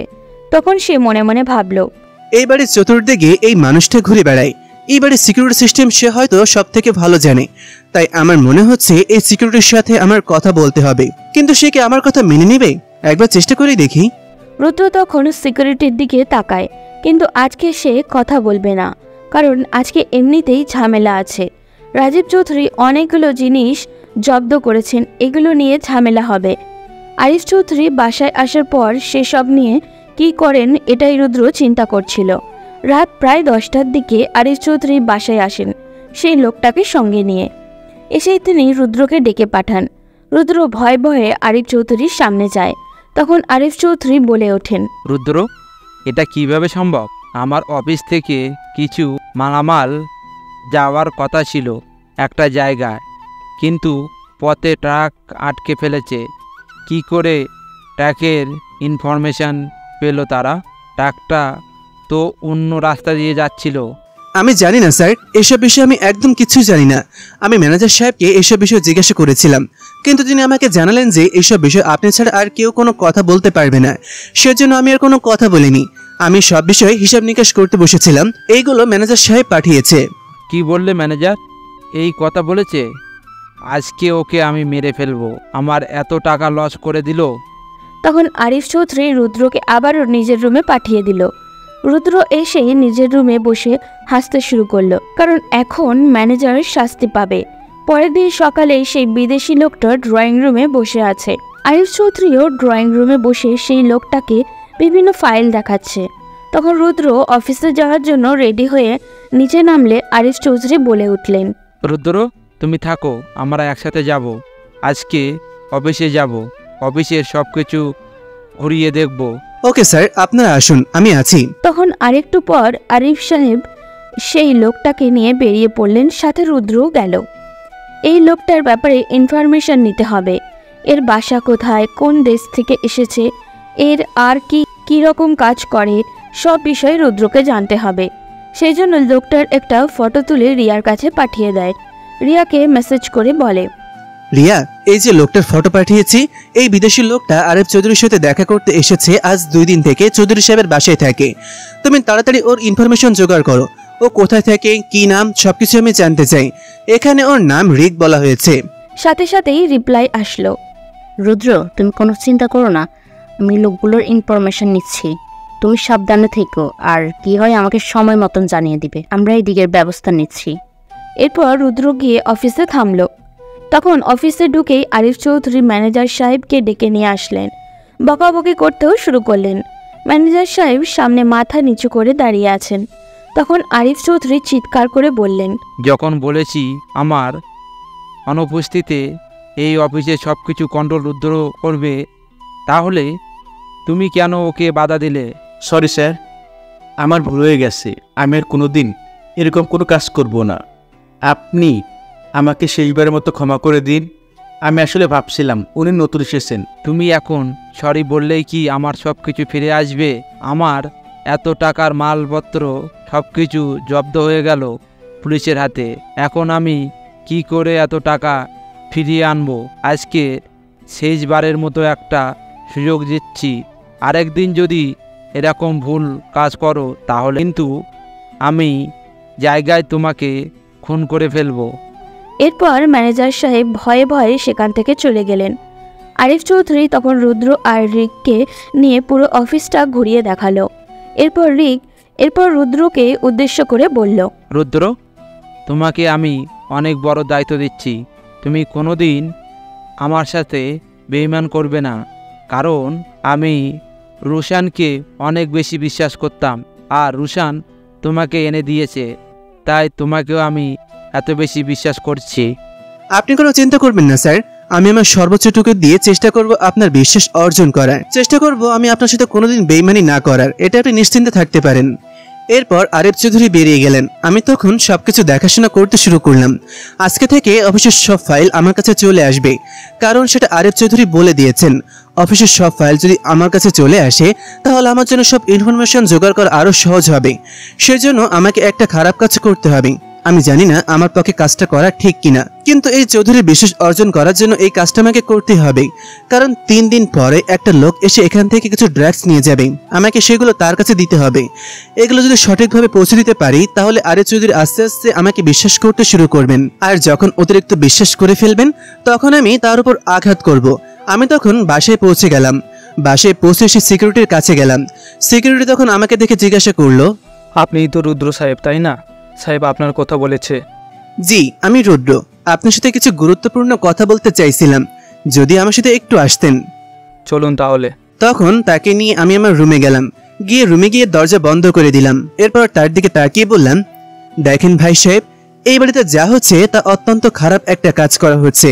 কারণ এই বাড়ির মালিক আরিফ সাহেব একজন ডাক্তার হয়ে মানুষকে মেরে ফেলেন, মানুষের অঙ্গ প্রত্যঙ্গ বিক্রি করেন। আমি একজন আইনি কর্মকর্তা হিসেবে এখানে ইনফরমেশন জোগাড় করতে এসেছি। সাহেব, আপনি কি করে জানলেন খবরটা? এই কথা আরেকবার মুখে আনবেন না। এই কথা যদি এই বাড়িতে বলেন তাহলে আপনাকে মেরে ফেলা হবে। এই বাড়িতে আরও কতজনকে মেরে ফেলা হয়েছে। আপনি প্লিজ এরকম কথা বলবেন না। আপনাকেও মেরে ফেলবে, সাথে আমাকেও মারবে। আপনি কোনো ভয় পাবেন না, কারণ আপনার কোনো ক্ষতি হবে না। আমি আপনাকে সেই নিশ্চয়তা দিতে পারি, তবে আপনাকে আমার একটু সাহায্য করতে হবে। দুঃখিত সাহেব, আমাকে এই কাজে প্লিজ আপনি এড করবেন না, কারণ এই কাজে যদি আমি যুক্ত হই তাহলে আমাকে মেরে ফেলা হবে। এমনিতেই আমি অনেক ভয়ে ভয়ে থাকি সব সময়। এই বাড়িতে অনেক ভয়ঙ্কর ভয়ঙ্কর মানুষ আসে। এখন যদি আপনি আমাকে এই ঝামেলায় ফেলে দেন তাহলে আমাকে মেরে ফেলবে। আপনি প্লিজ আমাকে এখান থেকে মুক্তি দিন। দেখো ভাই, আমরা সবাই যদি একে একে এই সব খারাপ কাজের প্রতিবাদ করা থেকে সরে যাই তাহলে খারাপ কাজ যারা করছে তারা অনেক সুবিধা পেয়ে যাবে। তারা একের পর এক কাজ করতে শুরু করবে। তাই আমাদের উচিত প্রতিবাদ করা। আর তুমি একবার চিন্তা করে দেখো, তোমার ভাই বা বোনকে যদি আজ হসপিটালে নিয়ে যাওয়া হয়, এরপর ওরা তোমার ভাই বা বোনকে মেরে ফেলে, তাহলে তোমার কি রকম লাগবে? ঠিক সেই রকম ভাবে হাজার হাজার ভাই বোনকে মেরে ফেলা হচ্ছে। আমাদের উচিত তাদেরকে বাঁচানো। অনেক মানুষ মারা গিয়েছে, তাদের মৃত্যুর প্রতিশোধ নেওয়া। কিন্তু আমার মতো ছোট্ট মানুষের পক্ষে সেটা কি সম্ভব? চেষ্টা করলেই আপনার পক্ষে আরো ভালো কিছু করা সম্ভব। আপনার উচিত আমাকে সাহায্য করা। আমি সবকিছু দেখব, আপনি শুধু আমাকে একটা সাহায্য করুন, তবে সেটা খুব গোপনে। দেখেন সাহেব, আমারও এসব কিছু ভালো লাগে না, কারণ এসব খুবই জঘন্য কাজ। মানুষকে মেরে ফেলার খারাপ কাজ, তবে সেটা যদি মানুষকে বাঁচানোর নাম করে হয় তাহলে সেটা খুবই জঘন্য কাজ। আমি চাই না এরকম কোনো কাজ পৃথিবীতে ছড়িয়ে পড়ুক। তবে আপনি আমাকে যখন বলেছেন সাহায্য করার কথা, আমি করব, তবে আমার কথা যেন কেউ না জানে। আপনি এই ব্যাপারে নিশ্চিত থাকতে পারেন, কারণ আপনার কথা কেউ জানতে পারবে না। আপনি শুধু আমাকে একটা ইনফরমেশন দিবেন। এইবারে চতুর্দিকে নাকি সিকিউরিটি সিস্টেম লাগানো, আপনি আমাকে সেই সিকিউরিটিগুলো দিবেন। কোথায় কি লাগানো আছে সেটা আমাকে একটু বলে দিবেন, কারণ আমার কাজ করতে গেলে এইসব জানা খুবই প্রয়োজন। এই বাড়ির সিকিউরিটি সম্পর্কে আমি একমাত্র জানি, আর জানেন রফিক চৌধুরী। কিন্তু আপনাকে বলছি, যদি রফিক চৌধুরী একবার জানতে পারে তাহলে আমাদেরকে মেরে ফেলবে। তবুও আপনি যখন বলেছেন আমি আপনাকে দেখিয়ে দিব, তবে সেটা দিনের বেলা সম্ভব নয়, কারণ দিনের বেলায় আশেপাশে গার্ড ঘোরাফেরা করে। তখন যদি আপনাকে দেখতে চাই তাহলে ওরা দেখে ফেলবে। ঠিক আছে, তাহলে আজকে রাতে আমি বাড়ি থেকে বের হব, তখন আপনি চলে আসবেন। সাহেব, একটা বিষয় দেখবেন যাতে আমার কোনো ক্ষতি না হয়। আপনি নিশ্চিন্তে থাকতে পারেন, আপনার কোনো ক্ষতি হবে না। আমি আপনার সব দায়িত্ব নিলাম। তখন সন্ধ্যা নামবে একটু পর। আমি ব্যালকনিতে দাঁড়িয়েছিলাম। হঠাৎ করে পাশে তাকালাম, রিহা বারান্দায় বসে গুনগুন করে গান গাইছে। অসম্ভব সুন্দর লাগছে তাকে। মেয়েটাকে দেখতে অসম্ভব সুন্দরী, মনে হয় আকাশ থেকে নেমে আসা কোনো পরী, কিন্তু ব্যবহার এতটা খারাপ। আমি তখন তার দিকে অবাক দৃষ্টিতে তাকিয়ে আছি। তাকে কতটা নিষ্পাপ মনে হচ্ছে। সে আমার দিকে কোনো নজর না দিয়ে নিজের মন মতন গান গেয়ে যাচ্ছে, আশেপাশে তাকাচ্ছে না, শুধুমাত্র আকাশের দিকে তাকিয়ে আছে। আমি তখন তার দিকে তাকিয়ে মনে মনে ভাবছি, আসলেই মানুষ কত সুন্দর হয়। আমার মনে হচ্ছে তুমি আমার জীবনে দেখা সবচেয়ে বেশি সুন্দরী রমণী। জানি না কেন তোমার মুখটা আমার চোখের সামনে বারবার ভেসে ওঠে। তোমার ওই খারাপ ব্যবহারের পেছনে যে লুকিয়ে থাকা মায়া আছে, সেই মায়ায় যেন আমি বারবার কিভাবে পড়ে গিয়েছি। এখান থেকে আমি উঠবো কিভাবে? তখন সে হঠাৎ করে আমার দিকে তাকালো। আমি কিছুটা ভয় পেয়ে গেলাম। সে আমার দিকে তাকিয়ে ইশারায় জিজ্ঞাসা করলো, কি জন্য তাকিয়ে আছি? আমি তখন তাকে কিছু না বলে রুমে ঢুকে গেলাম। প্রায় 20 মিনিট পরে নিচে চিৎকার চেঁচামেচির আওয়াজ শুনতে পেলাম। আমি তখন দৌড়ে নিচে গেলাম। গিয়ে দেখতে পেলাম নাজমা চৌধুরী তার মেয়ে তার দিকে তাকিয়ে চিৎকার করে বলছেন, তোমাকে কতবার বলেছি তুমি মেয়ে মানুষ, তুমি কেন ছেলেদের মতো ঘোরাফেরা করবে? এখন সন্ধ্যা নামতে চলেছে, তুমি কেন বাড়ির বাইরে যাবে? বাড়ির বাইরে তোমার কি কাজ? আমি বলেছি না ওইসব ছেলেদের সাথে ঘুরবে না, ওরা খুবই খারাপ, তোমাকেও খারাপ পথে নিয়ে যাবে, নাকি নিজের বাবার মতন হবে। দেখো মামুনি, তোমাকে আগেও বলেছি, আমি এখনো বলছি, আমি একটা স্বাধীন মেয়ে। তুমি আমাকে এভাবে বাধা দিতে পারো না। এখন স্মার্ট যুগ এসেছে, মানুষ স্মার্ট হচ্ছে, আর তুমি কেন ওরকম আগের যুগের মতো কথা বলছো? আমি এখন পার্টিতে যাব, আমার বন্ধু বান্ধব আমার জন্য অপেক্ষা করছে। আমি তোমাকে আজকে বাড়ি থেকে বের হতেই দিব না। তোমার বাবার মতো তুমি হয়ে যাচ্ছ, সারা রাত বাইরে কাটানো, ছেলে মেয়েদের নিয়ে আড্ডা দেওয়া, তাই না? জীবনটাকে তোমরা কি বানিয়ে ফেলেছো? আমি কি তোমাদের ঘরে এসে নিজে পাপ করলাম? হ্যাঁ, পাপ করেছো। আমাদের বাসায় তোমার মতো একটা ক্ষেত মানুষ থাকবে আমি কোনোদিনও বুঝতেই পারিনি। তুমি এতটা নীচ আর ছোট লোকই করবে ভাবতে পারিনি। তুমি আমার মা হয়ে কিভাবে এই কাজ করতে পারো? তোমাকে মা বলে পরিচয় দিতেও আমার বন্ধু বান্ধবের সামনে আমার লজ্জা লাগে। বলে রিহা ঘর থেকে বেরিয়ে গেল। নাজমা চৌধুরী সেখানে কান্না করতে লাগলেন। তিনি বসে পড়েছেন মাটিতে। আমি তখন দৌড়ে তার কাছে গিয়ে তাকে ধরে উঠালাম। তিনি আমাকে জড়িয়ে ধরে কান্না করে দিলেন। আমি তখন তাকে শান্ত করার চেষ্টা করার জন্য বললাম, ম্যাডাম আপনি প্লিজ কান্না করবেন না, উনি ভুল করে ফেলেছেন, হয়তো খারাপ বন্ধু বান্ধবের সাথে মিশে এরকম খারাপ কথা বলে ফেলেছেন। আপনি প্লিজ ওনার কথায় কিছু মনে করবেন না, উনি আস্তে আস্তে ভালো পথে ফিরে আসবেন। শুনলে তো রুদ্র, আমার মেয়ে আমাকে কি বললো? আমি নাকি তার জীবনটা নষ্ট করে দিচ্ছি। আমাকে মা বলে পরিচয় দিতে তার লজ্জা লাগে। আমি আর এই পৃথিবীতে বেঁচে দেখি কি লাভ? আমি এই একটা মেয়ের জন্য এতদিন বেঁচেছিলাম, আজকে মেয়েও আমাকে এত বড় একটা কথা বলে ফেললো। আমার এখন মরে যেতে ইচ্ছে করছে। প্লিজ ম্যাডাম, আপনি অনেক ভালো মানুষ, উনি ভুল করে ফেলেছেন হয়তো, তাই আপনি ওনাকে সঠিক পথে ফিরে আসার সুযোগ দিন। আমি ওনাকে বোঝাবো, আপনি কোনো চিন্তা করবেন না। তুমি জানো না বাবা, এখন যে পার্টিতে যাচ্ছ ওখানে অনেক খারাপ ছেলে মেয়ে থাকে, না জানি ওর সাথে কি করে দেয়, সেই জন্য আমি ওকে বারবার বাধা দিই। আমি তখন মনে মনে চিন্তা করলাম, সত্যিই তো, ওই ছেলেগুলোর সাথে যদি ওর কিছু হয়ে যায়, আমি তো মনে মনে ওকে পছন্দ করে ফেলেছি। আমি তখন রিহার মাকে তার রুমে দিয়ে রিহার পেছন পেছন চলে গেলাম। সে আমার সামনে একটা গাড়ি নিয়ে যাচ্ছে। আমি তখন তার পেছনের গাড়িতে লক্ষ্য করে যাচ্ছি। সে তখন একটা পার্টি সেন্টারে গিয়ে থামলো। আমি তখন সেখানে ঢুকতেই দেখি অনেক ছেলেমেয়েরা ছোট ছোট কাপড় পরে নাচানাচি করছে। আমার এটা দেখতে খুব খারাপ লাগছে। কি করে আমাদের সমাজের মানুষেরা এই কাজ করতে পারে? কিন্তু আমরা যেটাকে আধুনিকতা মনে করছি, এটা আসলে একটা জঘন্য বিষয়। এরকম আধুনিকতায় আধুনিক হওয়ার চেয়ে মরে যাওয়া অনেক ভালো। রিহার দিকে লক্ষ্য করলাম, সে নাচতে শুরু করেছে। এরপর দেখলাম সে ড্রিঙ্কস করছে। আমার এটা দেখতে খুব খারাপ লাগলো। আমি তখন তার দিকে শুধু তাকিয়ে আছি। সে ড্রিঙ্কস করে নাচানাচি করছে। আমি তখন আর কিছু না বলে সেখান থেকে বেরিয়ে আসলাম। একটু পরে দেখলাম সেও বেরিয়ে এসেছে। সে এতটাই মাতাল হয়েছে যে নিজের গাড়ি চিনতে পারছে না। সে হাঁটতে শুরু করেছে। আমি তখন তার পেছন পেছন হেঁটে চলেছি। একটু দূরে যেতেই একটা নির্জন জায়গায় কয়েকটা খারাপ ছেলে বসে আড্ডা দিচ্ছিল। রিহা তাদের সামনে দিয়ে যেতেই তারা এগিয়ে আসে। তখন একটা ছেলে বলে ওঠে, কি ব্যাপার মামুনি, আমাদের চোখের সামনে দিয়ে চলে যাচ্ছ, আমাদেরকে কিছু না বলে? এরকম কি করে হতে পারে? একটু সময় আমাদের সাথেও কাটিয়ে যাও। তখন রিহা ছেলেগুলোর দিকে তাকিয়ে মাতাল কণ্ঠে বলে ওঠে, এই ছেলে, তোদের সাহস কি করে হলো? তোরা চিনিস আমি কে?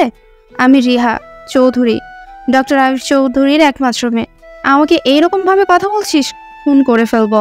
তখন ছেলেগুলো হু হা করে হাসতে শুরু করে।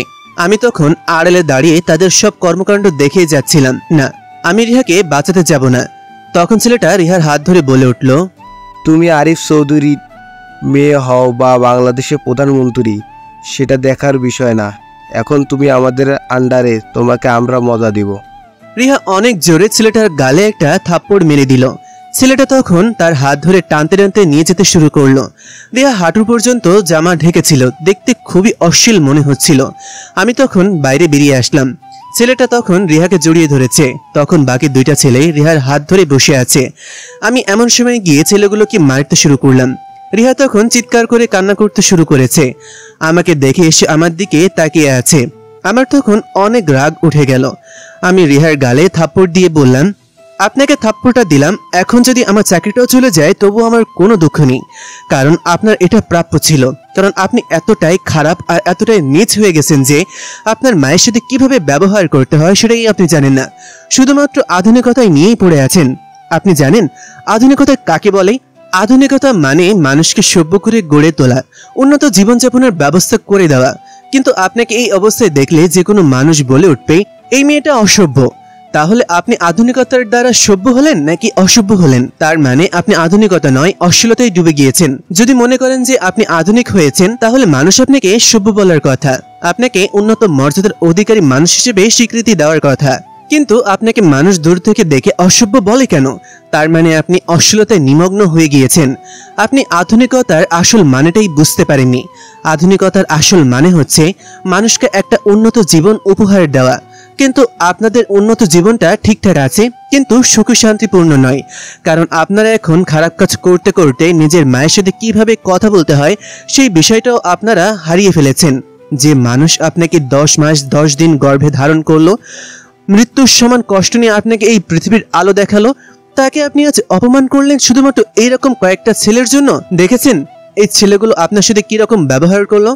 আমার তো এখন আপনার মুখের দিকে তাকাতেই লজ্জা করছে। আপনার মতন একটা জঘন্য মেয়ের সাথে আমি দাঁড়িয়ে কথা বলছি, এটা ভাবতেই আমার ঘৃণা হচ্ছে।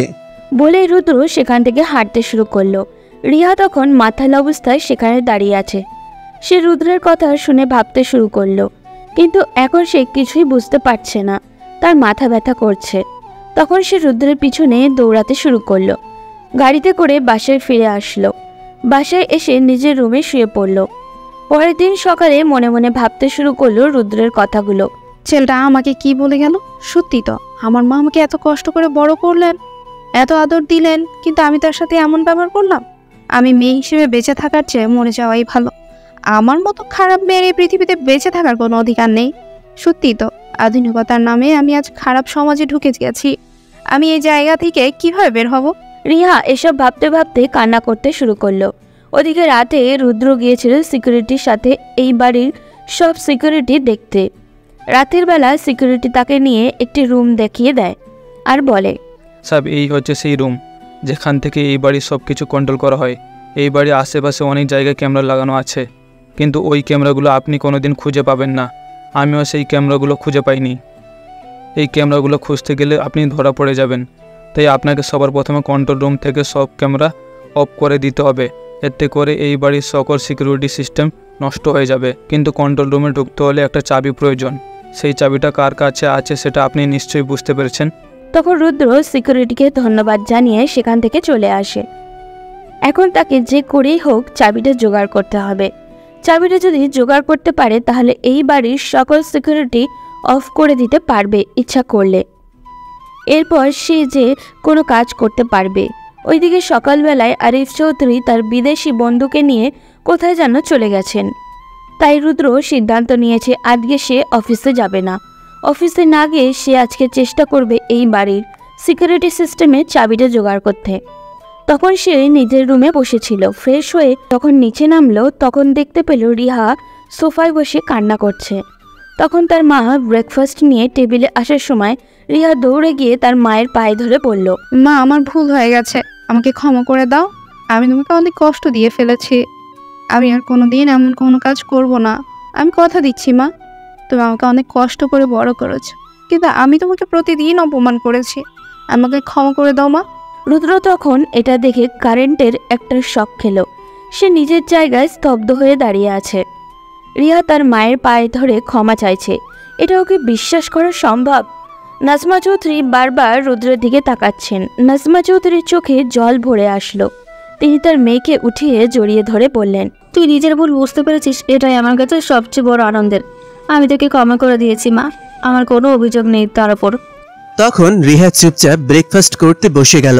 আজকে রিহা জিন্স পরেনি, সাধারণ মেয়েদের মতন সালোয়ার কামিজ পরে এসেছে। তাকে দেখতে অসম্ভব সুন্দর লাগছে। আমি তখন তার দিকে তাকিয়ে আছি। সে কোনো কথা বলছে না, চুপচাপ ব্রেকফাস্ট করে যাচ্ছে মাথা নিচু করে। আমি তখন তার পাশে বসে আছি, সে আমার দিকে তাকাচ্ছে না। আমি ব্রেকফাস্ট করে নিজের রুমে যাব, তখন রিহা আমাকে পেছন দিক থেকে ডাক দিল, রুদ্র একটু আমার রুমে আসো তো, তোমার সাথে একটু কথা আছে। আমি তখন তার কথা শুনে আশ্চর্য হয়ে গেলাম। আমার সাথে তার কি কথা থাকতে পারে? আমি তখন তার কথা অনুযায়ী তার রুমে গেলাম। তখন সে আমার সামনে দাঁড়িয়ে হাত জোর করে বলল, রুদ্র আমি তোমার সাথে অনেক খারাপ ব্যবহার করেছি, আমাকে তুমি ক্ষমা করে দিও। কালকে রাতে তুমি যে কথাগুলো বলেছো সেগুলো আমি সারা রাত শুয়ে শুয়ে চিন্তা করেছি। সত্যি আমি অনেক খারাপ হয়ে গেছি, আমাকে তুমি ক্ষমা করে দিও প্লিজ। চিচি, কি বলছেন ম্যাডাম? আমি আপনাদের চাকরের মতো, এসব আপনি কি করছেন? এসব কথা আপনি আমাকে বলবেন না। আমি আপনাকে কিভাবে ক্ষমা করব? আপনি নিজের ভুল বুঝতে পেরেছেন, এটাই সবচেয়ে বেশি আনন্দের বিষয়। তবে একটা কথা মাথায় রাখবেন, কোনোদিন নিজের মাকে কষ্ট দিবেন না।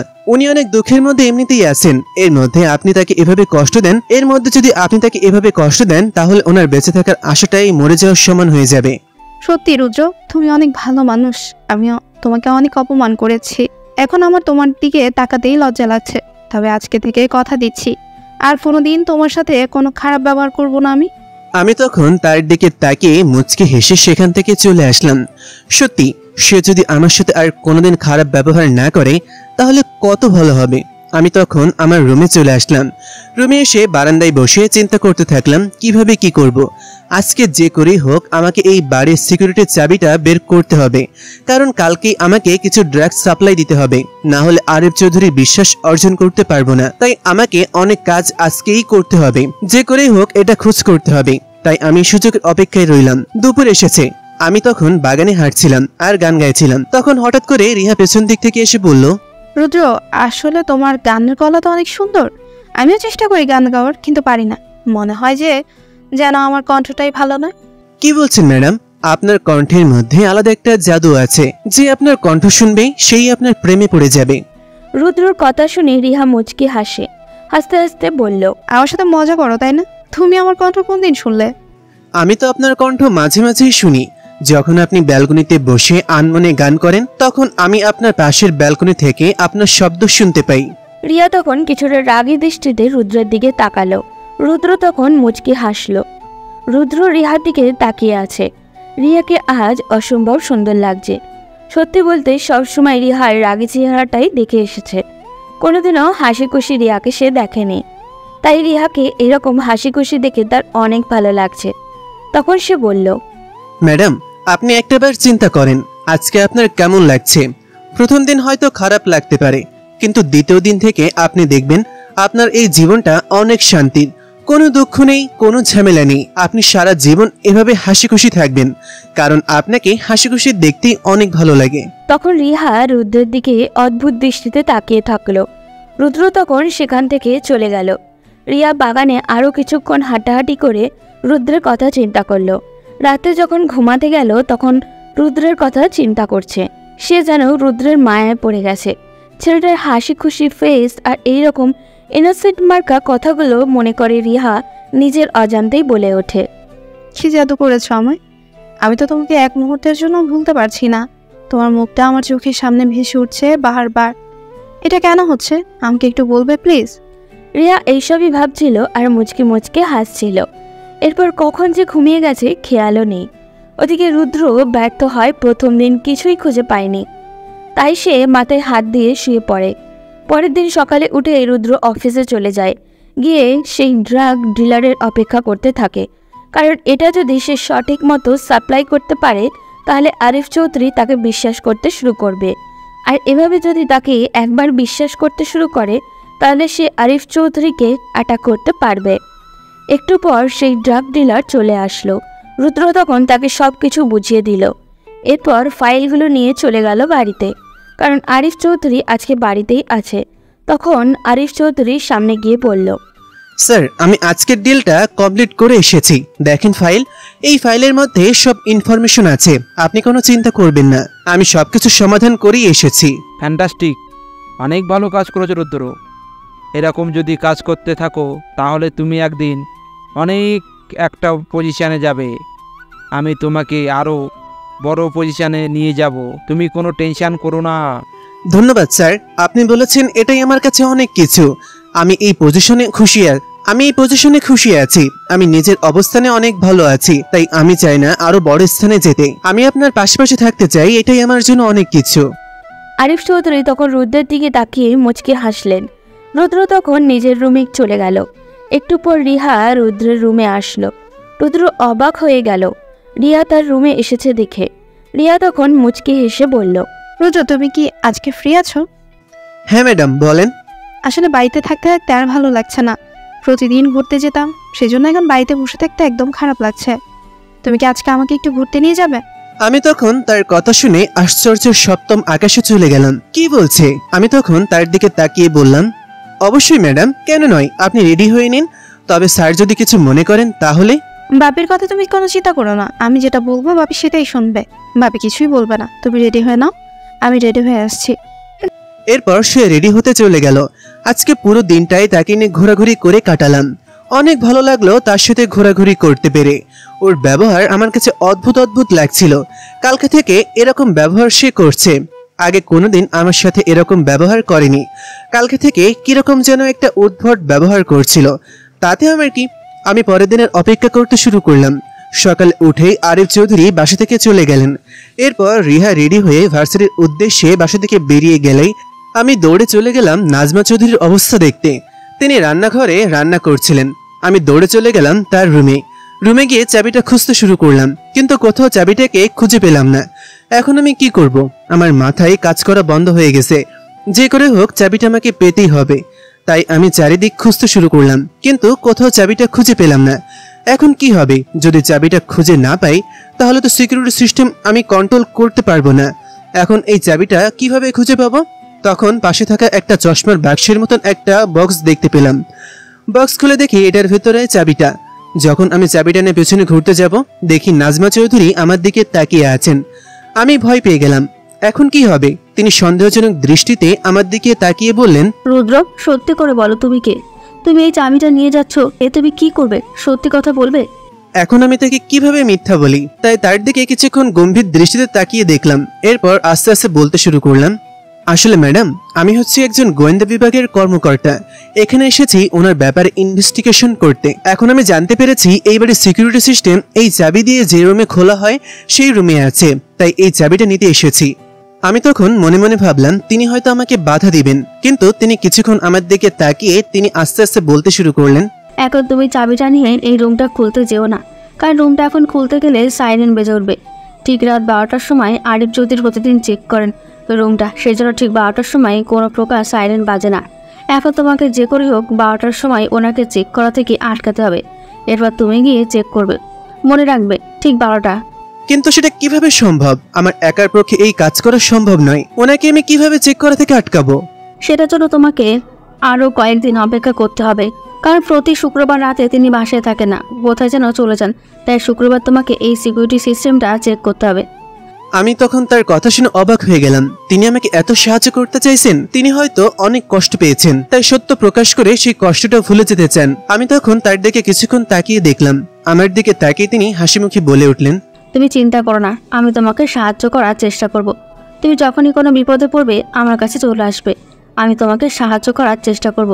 এই চাবিটা তুমি আমাকে বললেন, আমি এনে দিতাম। সত্যি বলতে আপনার মতন মানুষ হয় না। এইরকম অবস্থায় যে কোনো মানুষ থাকলে হয়তো সে এরকম খারাপ কাজের সাথে জড়িয়ে পড়তো। টাকা পয়সা এত কিছু পেয়েও আপনি সত্যের পথে আছেন, এটাই অনেক বড় বিষয়। আমি তখন চলে আসলাম।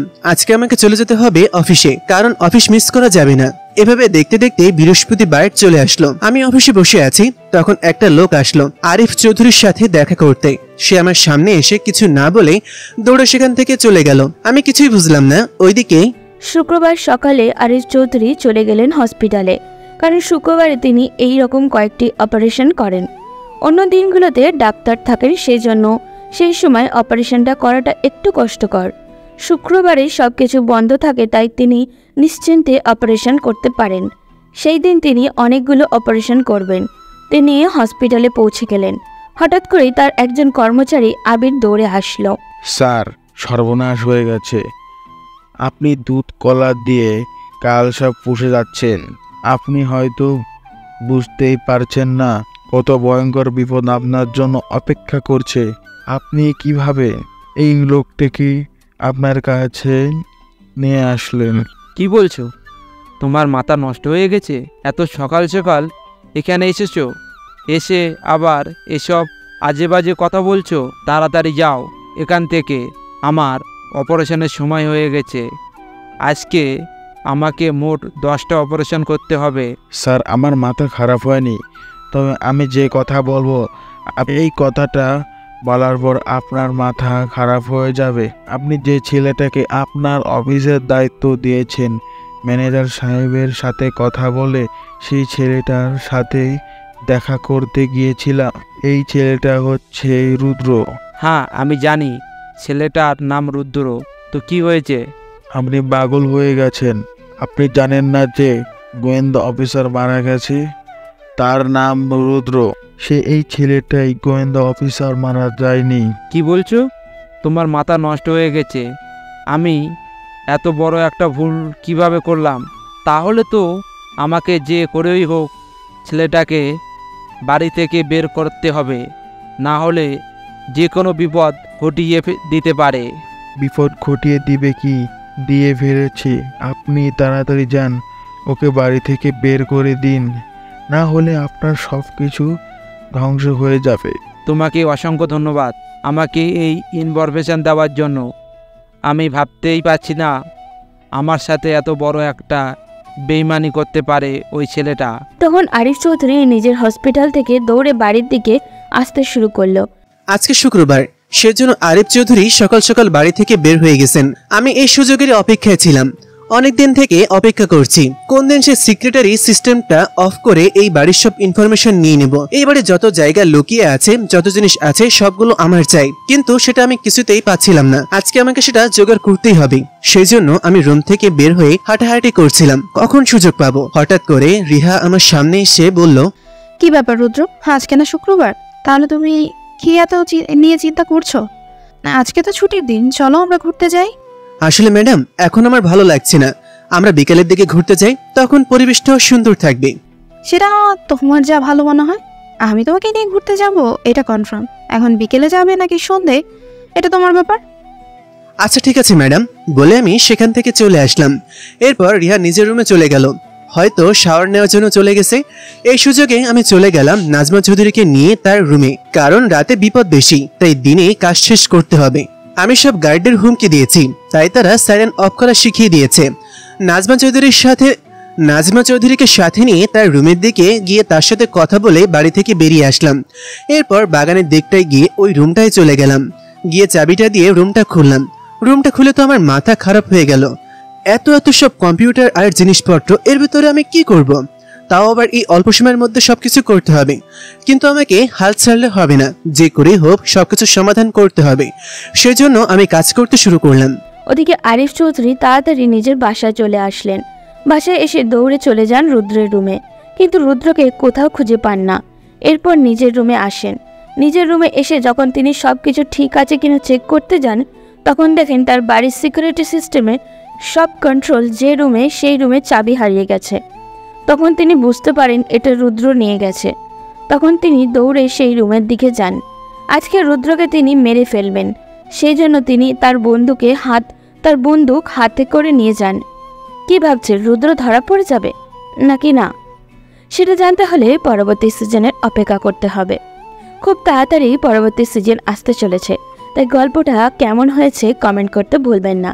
আর পরবর্তী সিজন চাইলে অবশ্যই কমেন্ট করে জানাবেন।